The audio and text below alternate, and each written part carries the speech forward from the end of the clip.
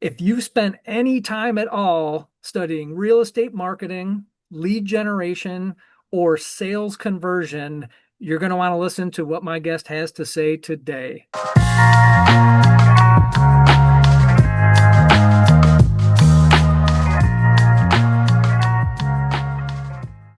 Hey guys, Mike Ferrante here, and I have another episode of Best Advice Ever, where we get the best and brightest agents, brokers, influencers, educators, and bring them here, and they are going to drop gold nuggets on you. And today, I couldn't be more excited to have this guest, co-founder of Curated, one of the industry's most influential marketing and CRM companies, USA Today best-selling author, keynote speaker, author of the Conversion Code, co-author of one of my favorite books, Exactly What to Say, and friend of Jimmy Mackin. So no, it's not Jimmy Mackin, it's somebody else.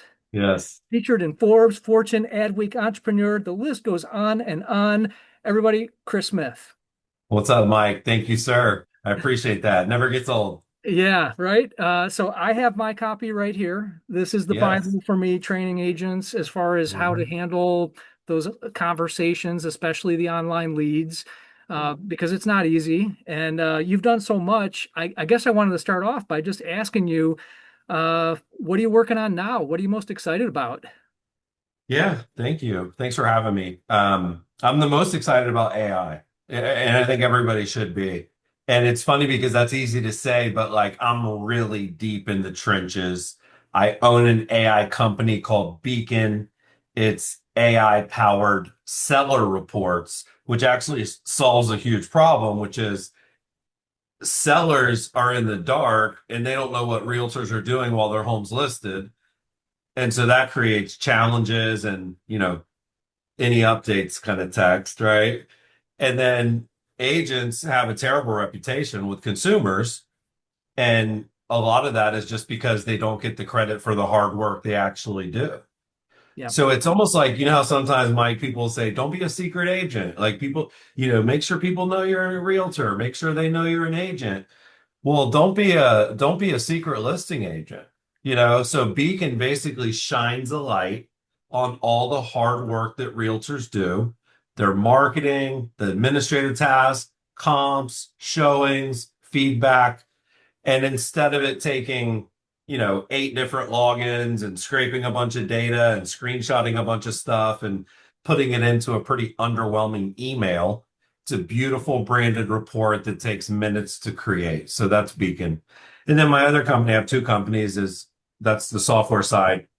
I have an agency, and all we do is work with realtors, and we do hyper local organic content.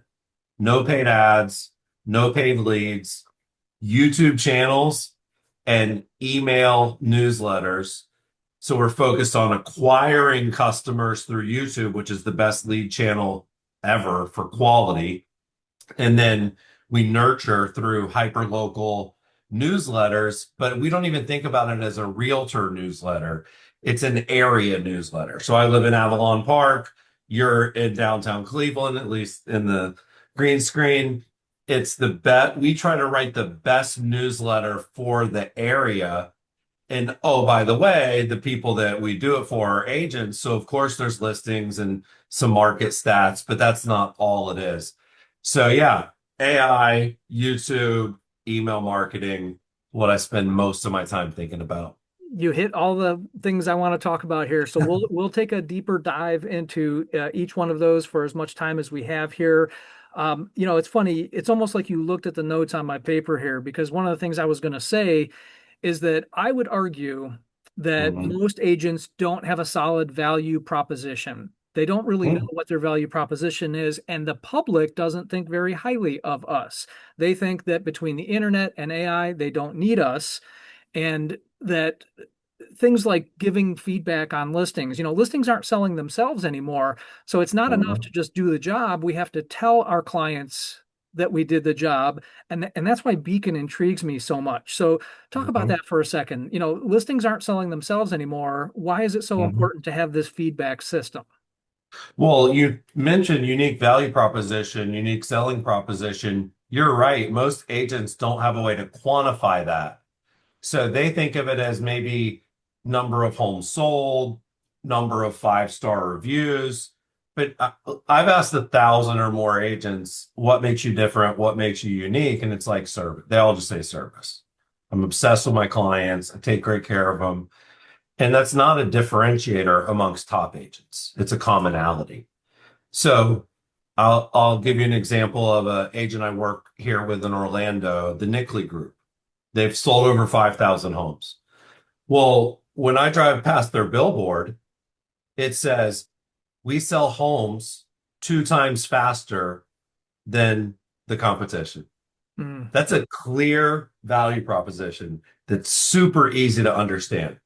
If I'm Shannon Gillette and I'm using YouTube or social media in a powerful way, I can say the videos of our listings get 10,000 views. Most agents don't even have a YouTube channel. Those are facts, right? And what I would also say, just looking at so many reports now, because we bring in the portal views, we bring in the marketing views, we bring in the traditional marketing, advertising, everything.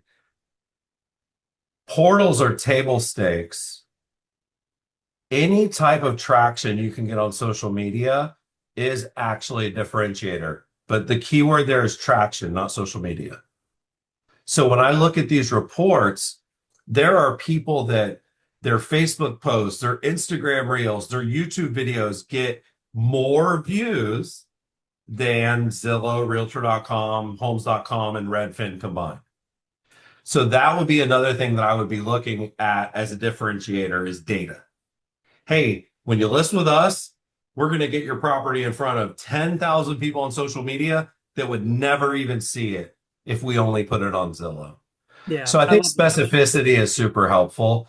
And then another thing, just because part of Beacon is called portfolio, if you look at your numbers versus the competition, there are some differentiators beyond price and time. So how about number of price reductions?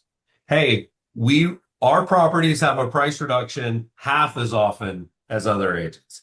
Hey, when we lower our price, we reduce our price by 30% less than the competition reduces their price. So just you have to quantify stuff. Like if you were asking me about no local, we do 300 videos a month. We did 11 million in GCI last year. Our videos got 800 million views. Our founder has worked for Mr. Beast and HubSpot. Like it's specific. So I think that really is something where, and then, oh, by the way, 11 million in GCI, which is the number that actually matters. So I would just say, what are the numbers that matter to consumers? I would say list to sales price ratio, average days on market. Those things matter a lot. The other differentiator is just having a communication plan at all.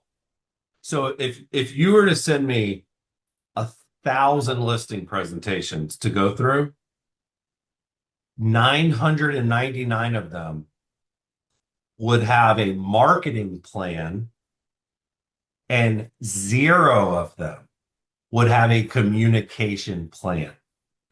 But if you go ask 100 people that just withdrew their listing or it expired and they withdrew it, relisted it, or it expired and they relisted it, go ask 100 people, hey, why'd you switch realtors? Lack of Communication. communication. Yeah. Right.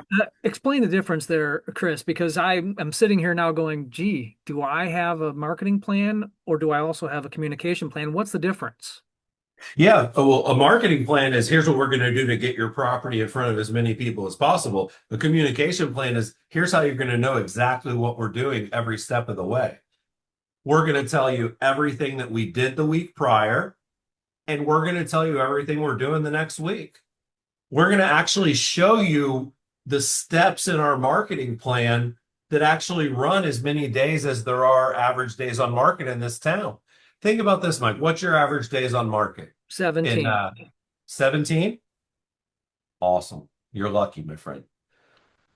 So if I am in your area, I have 17 days, average days on market, I want to make sure that I show the seller the 17-day marketing plan that we're going to execute Mhm. so that we are marketing from the day you list until the day it sells. Now, in a lot of areas, Mike, that's 40 days. Right.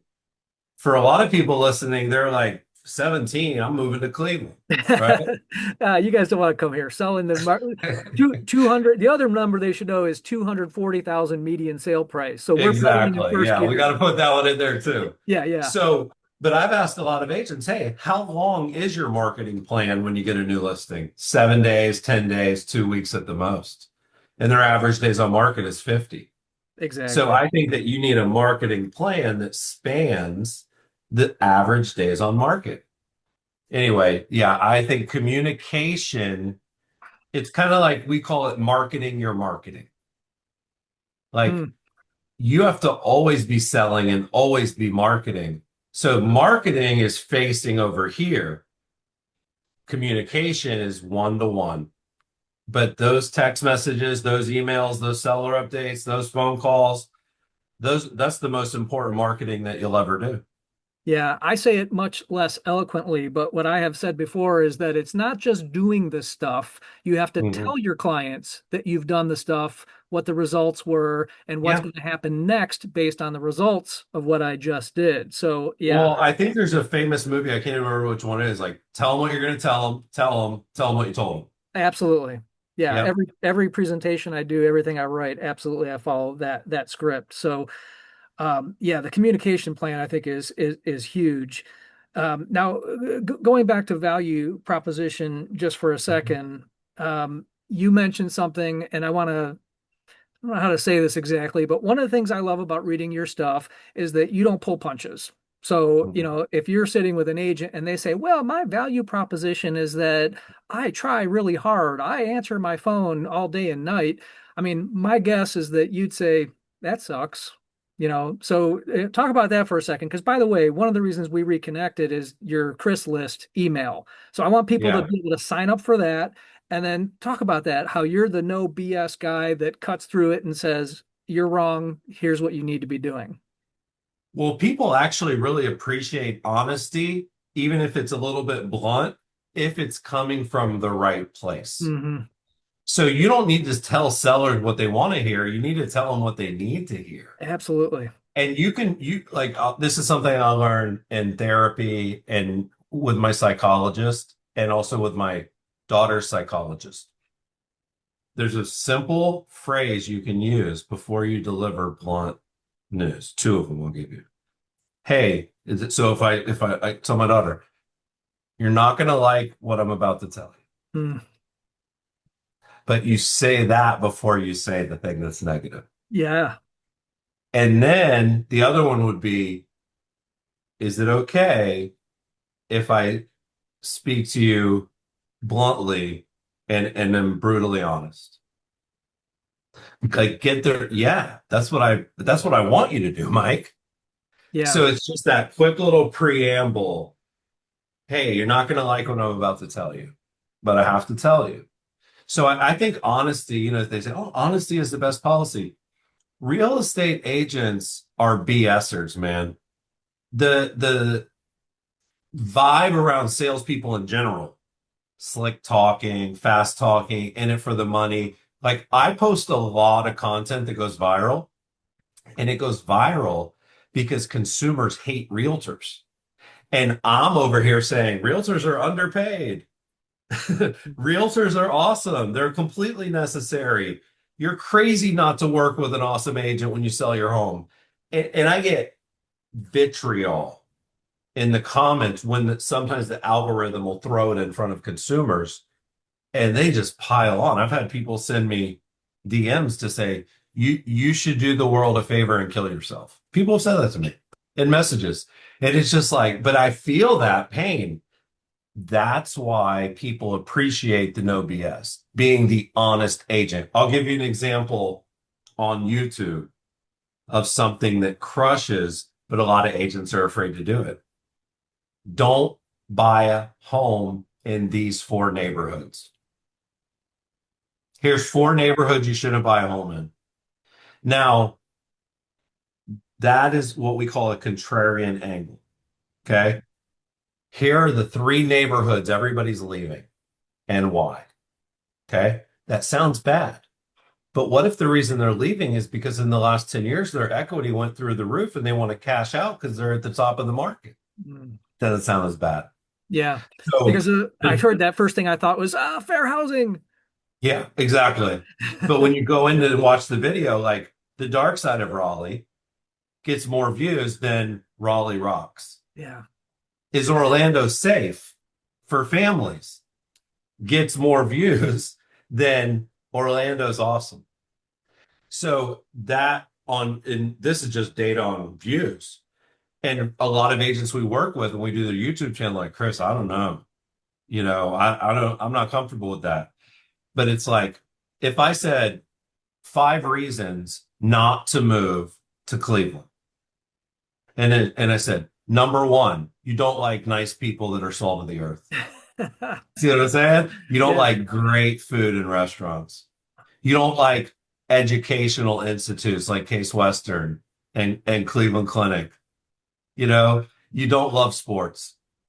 You don't love the Guardians and you don't love the Cavs. And, you see what I'm saying with that? So it's like you have to be a little bit of a contrarian sometimes to pull people in and then they'll listen to you. But you read my stuff. I'm not negative. Right. I'm honest and I'm me. If you, like you said, if someone was sitting across from me right now, this is how I would talk to them. This is I would appreciate that. Where I have a little bit of a knack is I am comfortable doing that for most people. So when I was writing people work with the CEO of Dot Loop, I was comfortable coaching him in that same way and critiquing him in that same way Hmm. and helping him. I would watch his speeches and take notes and say, hey, man, here's what you could have done better. Everybody else is just giving him a standing ovation. So what I've found is that the higher and higher you go up the totem pole, the less people there are that are willing to kind of smack you in the head and say, hey, you got to be doing these things a little better, man. I one time gave a speech at Inman. I was walking off the stage. The crowd was still cheering. And my CMO, Tracy Weir, said, Chris, I want to talk to you about a couple of things that you did wrong. And I was like, Tracy, can you let them finish clapping before you start? Like, I but love that that. was like, I consider her one of the best mentors I've ever had. Yeah. So can Yeah. I count on you after this to tell me what I can do to be a better interviewer? Yes. Okay. Okay, bet. Uh, Now, speaking of that, the whole contrarian thing, well, actually, let me change gears. I Hmm. mentioned the Chris list. I don't Yeah. remember how I got on that list, but I'm grateful. Like every time it comes through your email, Jimmy's email, I read that Mhm. stuff and I digest it, I share it, I forward it. Is there some secret code? Like how did I get on that list? And can people listening to our show can they get on that list and get that email? Yeah. Well, thank you for saying that because I put a lot of work into it, I can and tell. it's thechrislist.com. Okay. Thechrislist.com, Angie's List, Chris List, Craig's List, Chris List. So yeah, thechrislist.com. The secret sauce to the Chris List is something that is going to become so important, Mike, over the next 10 years, which is a word that you don't hear a lot, taste. You don't have to have the best skills anymore. You need the best taste. Hmm. Curator, do you know what a curator is? Someone who picks things for a certain use. Yeah, it's from museums. Right. Yeah. And so people like if you're at the Louvre and you go back to the docks, they're getting thousands of pieces of art sent to them every week, every month, every day. And the curator has to kind of go through all of that nonsense and say, ooh, this one should be on the wall, right? This one should be in the lobby. And I have always taken that so serious, whether it's recommending a tool, recommending a prompt, recommending a, vendor, recommending, so taste, you don't have to be the creator of all the cool ideas. You have to be the curator of those ideas. Interesting. And so the secret sauce is what I call inputs. you have to set up feeds on social media. You have to subscribe to certain email newsletters. You have to set up recurring scheduled tasks in ChatGPT and Claude. You have to use tools like No Scroll, which is an awesome new tool that I'm using. And what all of those things should do is they should bring great ideas to you nonstop.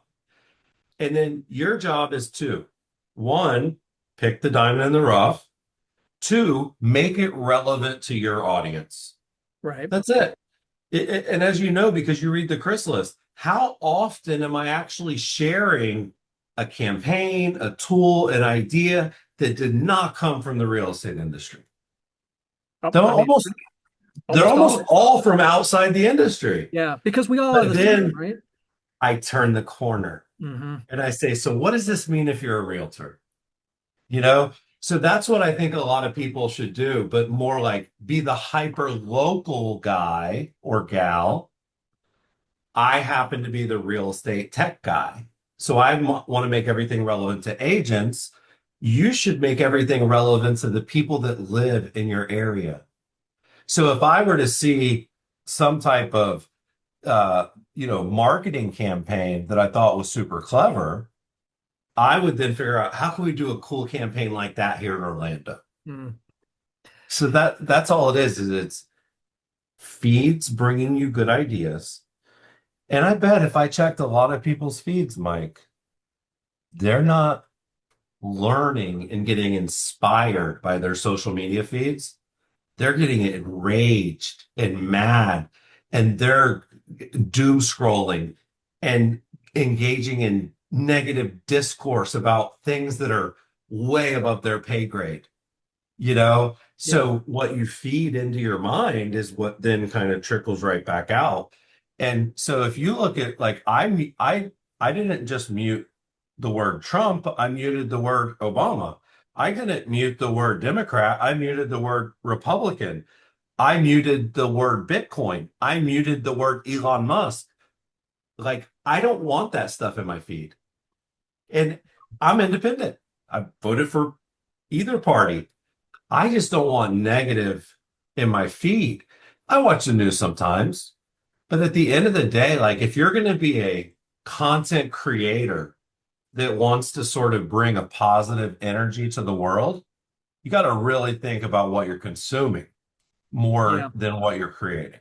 That's a very Tim Ferriss-esque thing to say. 4-hour work week, he talks about, shutting off, turning that noise off and focusing on what's really important. So I love that you mentioned that. Tim Ferriss, met him? I haven't met him. I've been a fan from afar. The Yeah, four same. hour work week was a game changer for me. Yeah, What's so interesting is now, if you're really good with AI, you kind of could almost do a 4 hour work week for real. no If doubt. you, with agents and automation and setting up what they call crons and recurring tasks. Right. But I thought that was really cool because he basically said, I mean, the thesis of the book for people that haven't read it is that if you work more than 4 hours, you die. And what would you do with those 4 hours? And how Yeah. can you, I think he says, how do you automate, delegate the rest? Eliminate, and then it leads to liberate. Exactly. Yeah, no, believe Yeah. me, it's that's sitting right here next to my copy of the Conversion Code. It's my two Yeah, most I'd read love to books. meet Tim Ferriss. I think he's a Yeah, genius. same Yeah. here. Maybe I'll try him next, and I'll let you know if I get him on the show. Please. I want to go back to something you said a couple minutes ago, and it's about the sameness in our industry. And what I mean by that, and I'm guilty of this too, and I constantly am battling against that. Oh man, my video tour looks just like everyone else's. My content looks just like everyone else's. So apart from reading your tips, like how do we differentiate ourselves in this business of sameness? Yeah. So I believe so part of it is curating and taste, and part of it is looking outside of the industry and saying, oh, look what IKEA did for the World Cup. Look what Burger King did during the Oscars. Like that's part of it is looking at external marketing and advertising that's great, and then figuring out what is our version of that. Because then you're not at a minimum, at least you're not copying another realtor. Okay. Yeah, But I understand that most people they do not have creative, original ideas. I do. So I feel blessed and lucky, and I think that's part of why I'm in the position that I'm in. A lot of the best coaches, a lot of the best strategists, they actually don't come up with anything new. They just are really good at regurgitating stuff they've heard and making it sound interesting, but there's value in that too. If I have 5,000 coaching clients and every week they're sending me these new things they tried that worked, well, I can make it a full-time job to just share what they shared with me with you. But I think that there is never, like Seth Godin, who I'm sure you're a fan of, of course. he says it's never been easier to get or lose attention. Hmm. All right. So what I do, and sometimes I just think of stuff. So I don't know how to explain that. But the other thing that I do is I have conversations with AI where the point of the chat is creative, unique ideas. Hey, I'm a realtor. I don't want my stuff to look like everybody else's. What are some creative outside of the box things I could do with my marketing that would help me stand out? I don't want to do the traditional headshot, the traditional just listed, the traditional just sold. What are, better versions of that, you Yeah, know? And got the it. AI, by the way, is really good at coming up with those things. So I'll give you one example. I did one, I was thinking like a lot of agents, like Mike, I don't know how long you've been at this. I know it's a while because we met so long ago. So maybe 15, 20 years at least, Yeah, right? 18 years. Okay. So in 18 years, approximately how many homes have you sold? Well, I'm a team lead, so the number I throw out there is over 3,000. Me personally, I couldn't tell you that number. It's definitely 100. Okay. But let's just say 3,000. Yeah. And you'll see that a lot. A billion in sales, 500 families, like, you know what I Yeah. mean? Yeah. So I started thinking like, man, can you imagine what it would look like if you took 3,000 keys and put them on a keychain Hmm. and just held it up and just said, I've sold this many homes. So that's what I mean. But AI gave me that idea. Yeah. I was like, hey, I want to give realtors some ideas of how they could more creatively and visually showcase how many homes they've sold in their career beyond a map, beyond a stat. And it was like, oh, you could do a keychain with that many keys. Yeah. Boom. I prompted it. I put it in a story format because the keychain was so big. Posted it. People loved it. So So, sometimes you just have to ask for what you want. mhm. And I want unique and creative ideas. Yeah. So that's getting attention. The thing that just caught my attention about what you said is losing attention. And I think that Mhm. AI can lead to that slippery slope of losing attention. I'm talking about AI slop, the AI Yeah. flyers. There was just I can't remember if you wrote it or someone else. It was Yeah. the The guys from, flyer pandemic. Yes. yeah, I think, was that you or was that Thousand That Watts? was mine. Yeah, Yeah. yeah. So talk about that for a second, because I think there's a lot of agents, and we're going to talk more about AI here in the minutes we have left. So hang tight Mhm. for that. But there's also a big possibility of losing attention right now by putting out content that sucks. Yeah. Yeah. There's something on the internet that people call banner blindness, which is like when you go to the website, you don't even really notice the ads in the banners. Right. So I like a don't. lot of companies, what they do now is they have like in the article halfway through, there's an ad, right? Because it's like Hmm. you can't ignore that. But people do have what I would consider AI slop blindness, meaning it things just scream AI. And I'll tell you what, one of the most powerful prompts you can use, ironically, is please make sure this doesn't look like it was created by AI.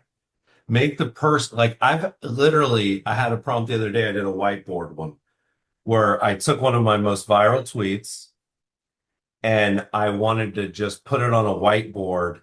And it was like, hey, Karen, this is the biggest investment of your life. Like, why do you want to be cheap? Great move, Karen. Like, whatever. And so I said, hey, take this quote, put it on a whiteboard. And the first version came back, and it was technically that quote on a whiteboard, but it looked like somebody had like a typewriter on the whiteboard. It didn't look like somebody wrote on the whiteboard. So my next follow-up prompt was make the handwriting worse. Make it look, add some smudges.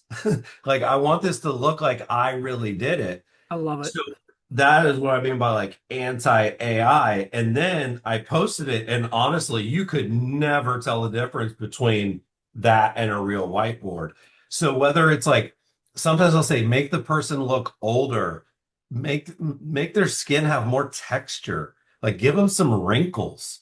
Like, like that AI girl look, that's kind of like too perfect. The skin's Right. perfect. So yeah, I would say add and by the way, this is kind of a pro tip for AI. If you add these to your settings and your instructions for your account, then you don't have to do it over and over. So like in your ChatGPT instructions for your account settings, say anytime I create a graphic, I do not want it to look like it was created by AI. Make it look like it was created by a world-class designer and it was handcrafted. Huge. Yeah, Yeah.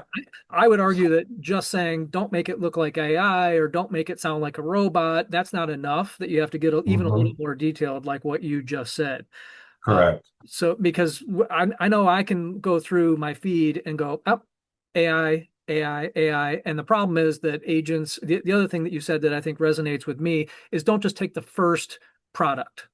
Take it and keep pressing it. Say, now do this, now change this. And that's Yeah. really the home run of AI, I think. Well, in my Claude project that I use to help keep up with my social media stuff, I mean, I downloaded every post I've ever done on Facebook, every post I've ever done on Instagram, and every post I've ever done on Twitter. Hmm. And I had it rank it by engagement. So it knew the ones that were the best. Wow. And I trained it on that. Then, Mike, I gave it 3 books. I have 3 books. I gave it all my books, all my posts, newsletters. I gave it all like, I have the ability because I've been a content creator for so long to actually really train the AI to sound like me and to write like me. But even with that being said, if I opened up Claude right now and did a screen share and said, hey, write 10 tweets for me, I would only like one of them. And the one I would like, I would tweak. Hmm. So that kind of goes back to like what you're saying. And then what I was saying earlier about it still requires taste. I would never blindly post the 25 suggestions that it gives me when I prompt it to. And again, that's based off books, blogs, newsletters, social content. So it knows like the buckets of ideas and angles that do good. If I talk about Zillow negatively, it does good. If I say NAR is overrated, it does good. If I say don't use a discount broker, it does good. If I say, hey, sellers, you're crazy not to price your house right out of the gates. Here's why. It does good. So it knows the categories, but within those, there's a lot of nuance in there. And so I'm just incredibly picky. And I think that's another thing is like, be picky, and the AI never complains. It never gets mad when I ask it to try again. Like you can do negative prompting, like, hey, this is terrible. I need you to really think deeply about your next draft. And if I don't put something out that's really good, I could lose my job. Go. Wow. Yeah. Man, that's incredible. I want to change gears for 1 second because I always like to say that the strategies don't really change. All that changes are the tools. So now, of course, we have AI, but I would argue that some of the things that you talk about in the conversion code, for example, are even more important now. In the era of the agent possibly being less relevant. Talk about digging deep and ARPing, as we like to say, the acknowledge, Yeah, respond, pivot, and the skill of having a conversation, a yeah. consultation, if you will. What do you agree that is that even more important now than it has been? It is incredibly important. It's funny because the book that I wrote that might be the most important book is Peoplework. And Peoplework came out in like 2013, and it was with the founder of Dot Loop, Austin. Hmm. Gary V wrote the foreword before anyone knew who Gary V was. Not anyone, but Yeah, most people had no idea who he was.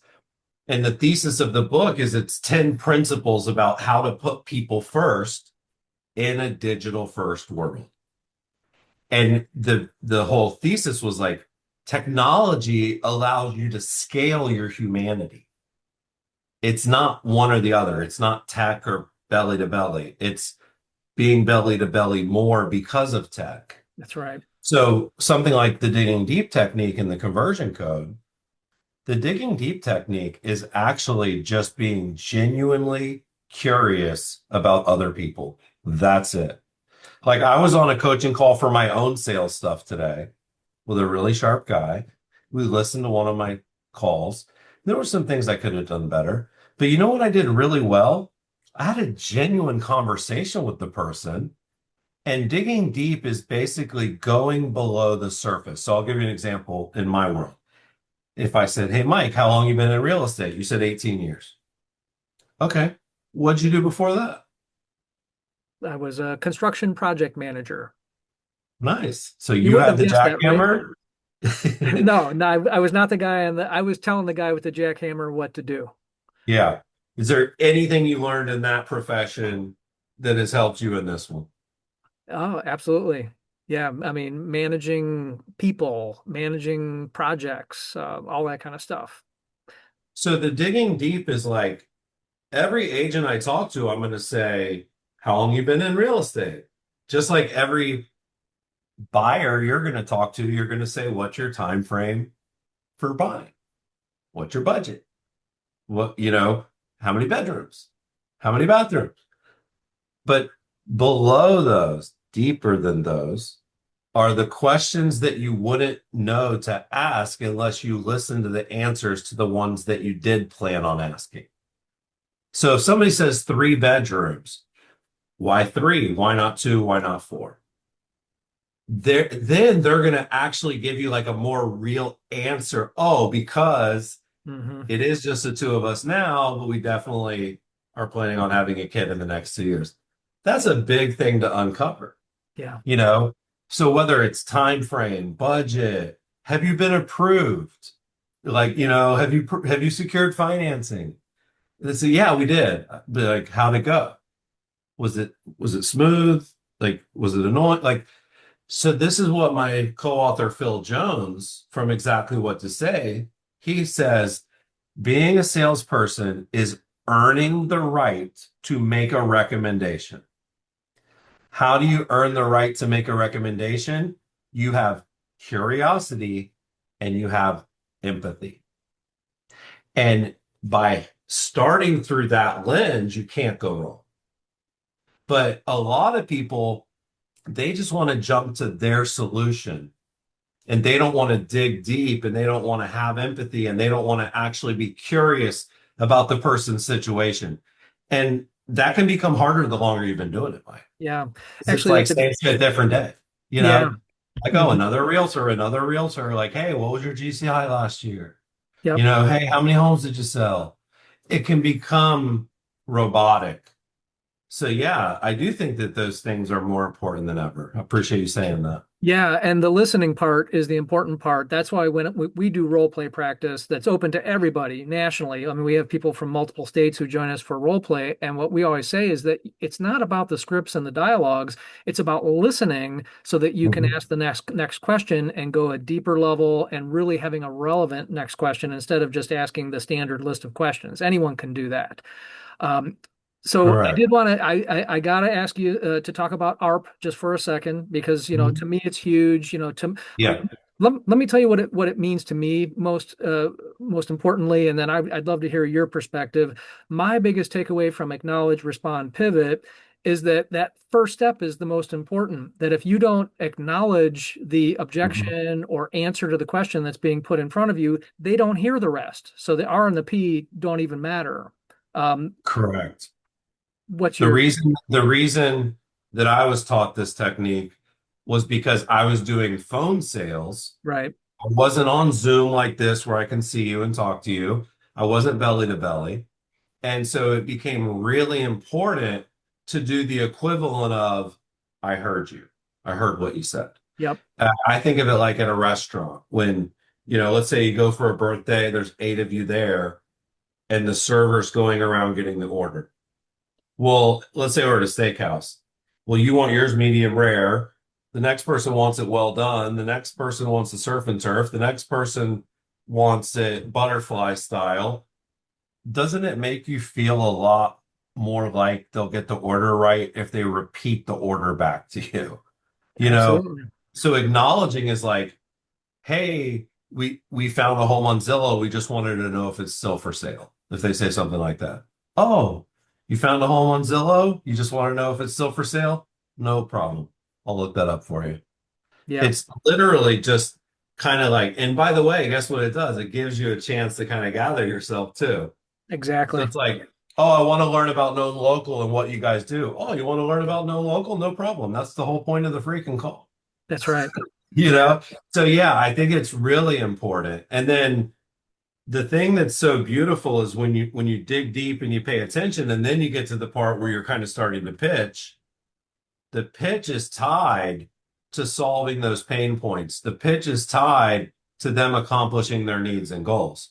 So instead of me saying, oh, you're going to get 5 to 6 highly qualified leads per week from YouTube once you're about 6 months in, I'm saying, you know how earlier you said that you're not generating any leads right now, and then that's very stressful because your goal is to grow your team. Well, the good news is once we get the channel up and running, you're going to be getting 5 or 6 great leads per week, and you're not going to feel that way ever again because it's going to compound from there. Yeah. That's sort of like bringing it all together, which, by the way, you got to be a pro. You got to study. You got to practice. I'm great to hear that you guys are role playing. Not enough people are trying to master communication. That's all it is. It's mastering communication. Exactly what to say, Phil's book. This thing is viral. And it's so simple. The phrases, the magic words, Hmm. but all it is it's just a better way to communicate with Yeah. human beings. It's not even really a sales book, quite It's frankly. not. No. I've listened to that no less than 5 times, so I feel like I can always do better. Yeah. I want to shift gears because one of the things I was most excited about is, your conscious shift to AI. And, Mhm. I guess one of the big questions that, so we talked about the human part of this, but how about the technical part? Would you say that SEO is dead and we should focus all our attention on AI or no? No, it's not. So the new term is AEO. Okay. So SEO, search engine optimization, AEO, answer engine optimization. Hmm. Okay. First of all, many of the same X's and O's that you deploy for SEO are recommended for AEO. All SEO is making it easy for Google to figure out what's on your page and where they should put it. Hmm. So the same thing is true with AEO. Like there's a lot of like FAQs, but here's what I would tell people. I would say you really shouldn't necessarily try to make your site rank when people are chatting with ChatGPT, when people are chatting with Gemini, Claude, and I'll tell you why. It's going to be just as hard as it is with SEO. If you Google something, what comes up at the top, right? Well, Paid. if I big companies that can afford to pay for play, but also because they're trusted and they have a lot of links and they have a lot of, all the SEO kind of stuff is dialed in. Well, every realtor would say on their website that they're great. Zillow has reviews from consumers that say if you're great or not. So they would get ranked higher because it's more trustworthy. Here's what I would be obsessing about: Reddit, YouTube. Reddit and YouTube are the two most cited platforms in AEO chat, AI chat answers. Okay. So if you Google, I'll do this sometimes on our YouTube channel, I'll Google the title of the video and then I'll Google it. Well, the YouTube videos mentioned in the AI overview, the YouTube videos number one in the search engine part as well. YouTube and doing chaptering on the videos so that it's easy for them to crawl. This is what people don't understand. Your transcript of your video is what dictates where it goes. So the best title and the best description, it kind of matters. What really matters is what's in the transcript. The transcript starts as a script that you have control over creating. And so I would say, like, do Google searches for high valued keywords. As an example, if I search right now, best realtor in Cleveland, I will almost guarantee you that Reddit is in the top three. Reddit is free. You can go into that thread. And what would most realtors do, Mike? Me, I'm the Yeah, best right. realtor, We see it right? all the time. Yeah. Exactly. But what would actually be appreciated on a platform like that is, like, if you really like kind of like waxed poetic on what it means for someone to be the best realtor for you. So if your situation is that you're looking to sell a multi-million dollar home, then in that scenario, here's a couple of the best. If you need to do a short sale or you're facing foreclosure, here's a couple people that are the best. I'd like to think I'm one of the best, but I'm not the only one out there.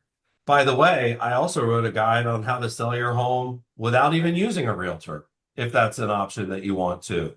I also broke down how to sell it to Open Door and bypass showings and open houses.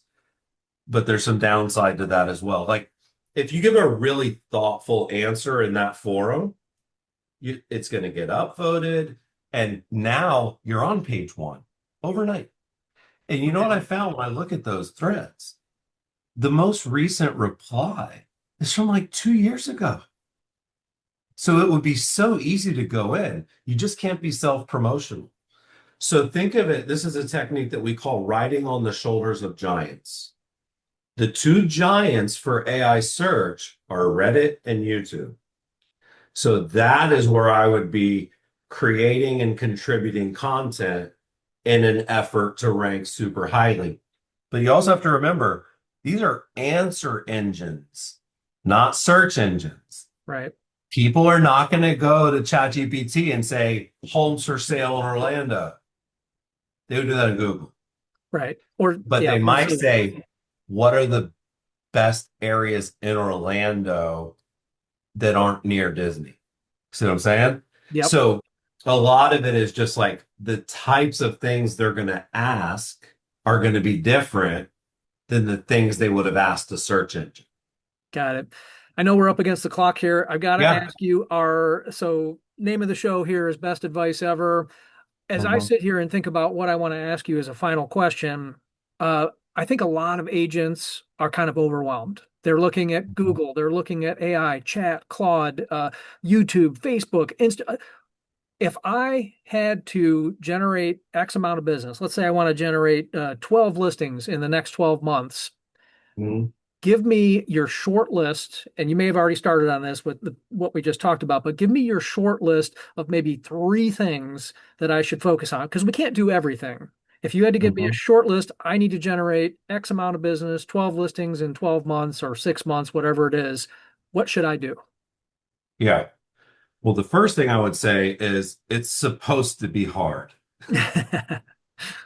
Like it should be hard. I'm glad it's hard to be successful. That's actually the reason that not everyone is. So one of my favorite quotes from Dan Gilbert, legend in Cleveland, owner of the Cavs, he says that innovation is worship, innovation is rewarded, but execution is worship.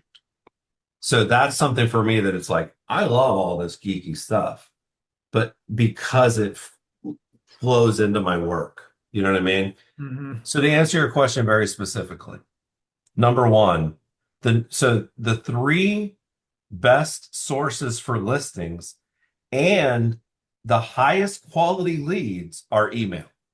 So we just surveyed 500 agents. Number one for quality lead is email. Number one for listing source is email, besides your past clients in your sphere. So take those out because Right. I can't control that. So I would do something very specific with my email marketing. I would create an amazing newsletter. And in that newsletter, there would be, call it 10 links.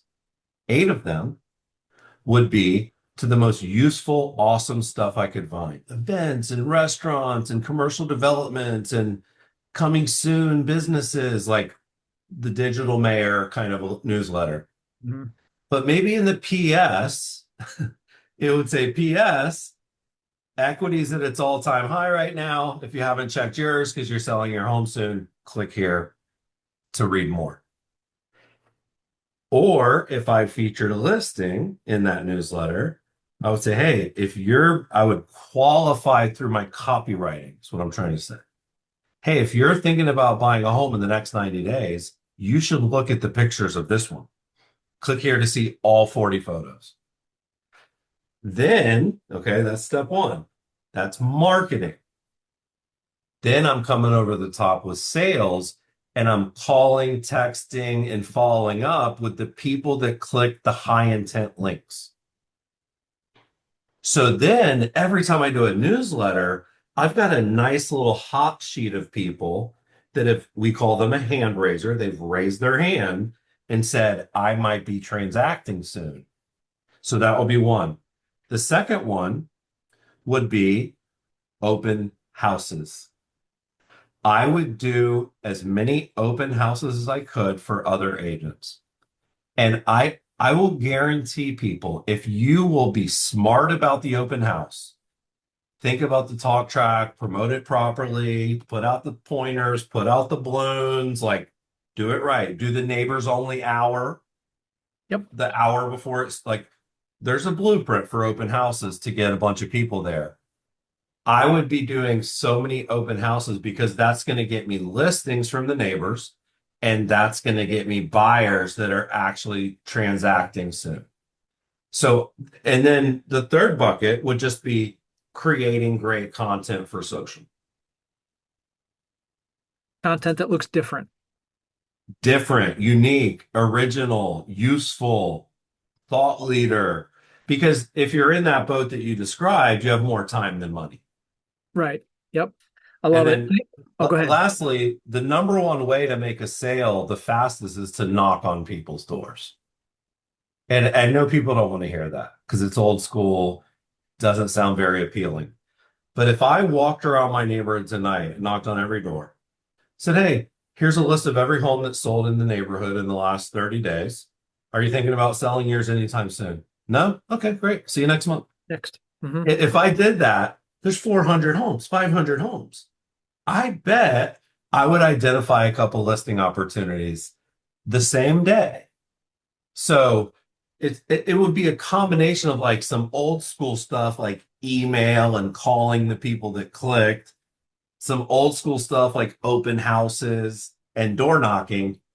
But then I would also take content creation on social platforms incredibly serious. So kind of the Buffini and the Gary Vee. Love it. Well, it's reaffirming to hear you say some of the stuff I'm saying. So I feel like I'm on the right track. Good. Chris, lastly, how do people get in touch with you? Like if anyone listening, watching wants to get in touch with you and says, "Hey, I want to follow this guy. I want to learn more about the things that you do to help agents," where shall we send them? Yeah, the best place to go is Instagram, Chris_SMTH, no I in Smith. The second best place is thechrislist.com, my email newsletter. Both of those are free. And then if anybody is a listing agent, if you have listings and you want to try the AI seller reports that we do at Beacon, anybody listening can try that for free for 7 days. So you can go in, create a report, send it to the seller, see what they say. And that is at buildyourbeacon.com. And promo code Mike gets you an extra free day. No, I just made that up. That's not true. Yeah. Do not try that. All right. Hey, I know you got to run. Thank you so much. This was one of the best shows we've done, and hopefully we can do it again soon. Thanks a lot, Chris.